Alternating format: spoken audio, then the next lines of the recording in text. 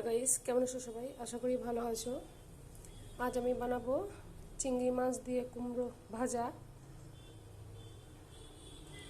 তো এখানে আমি কড়াই বসিয়ে দিয়েছি, কড়াই গরম হয়ে গেছে, কড়াইয়ে তেল দিয়ে দেবো। কড়াইয়ে আমি তেল দিয়ে দিলাম, তেল গরম হয়ে গেছে। এবার আমি পেঁয়াজ দিয়ে দেবো।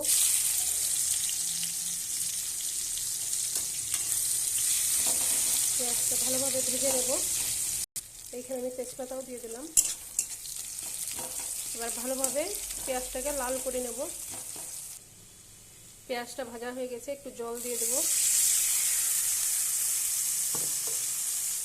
এবার আমি দিয়ে দেবো আদা রসুন বাটা,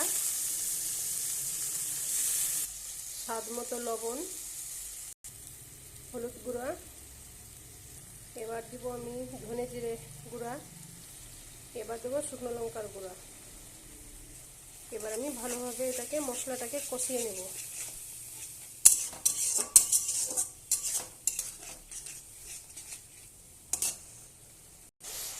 এখানে কষানো হয়ে গেছে মশলাটা। এখানে আমি চিংড়ি মাছ দিয়ে দেবো।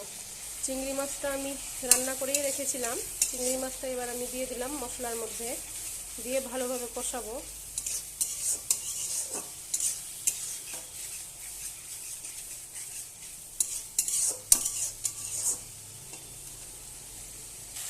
এখানে কষানো হয়ে গেছে ভালোভাবে। এবার আমি কুমড়োটা দিয়ে দেবো। এখানে আমি কেটে ধুয়ে রেখেছি। এবার আমি ভালোভাবে নাড়বো। ভালোভাবে নেড়ে নিয়েছি। এবার আমি ঢেকে দেবো। আমি খুলে দেখে নেব, একবার নেড়ে দেবো।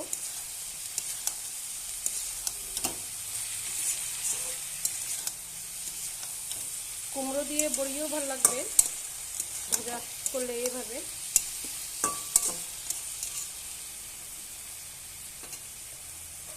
আবার আমি ঢেকে দেবো। আবার আমি খুলে দেখে নেব।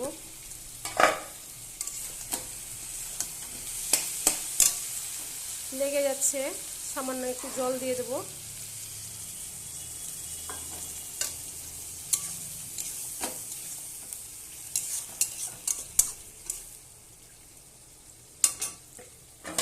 এবার আমি ঢেকে দেবো। আঁচ কমিয়ে দেবো, আস্তে আস্তে হবে এটা। তো আবার আমি খুলে দেখে নেব হয়েছে কিনা।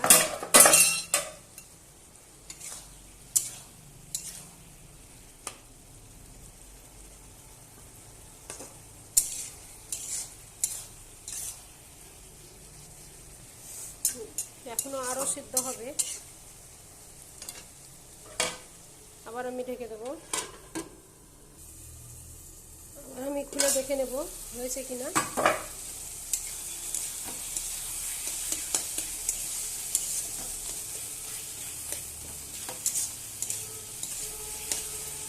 এটা হয়ে গেছে। এবার একটু আমি ঢাকনা খুলে একটু ভালোভাবে একটু কষে নেব।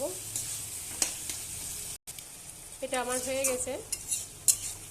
এবার আমি উপর থেকে একটু ভাজা ফাঁকি দিয়ে দেবো। ভাজা ফাঁকি আমি দিয়ে দিলাম উপর থেকে। আমি ভালোভাবে নেড়ে নেব।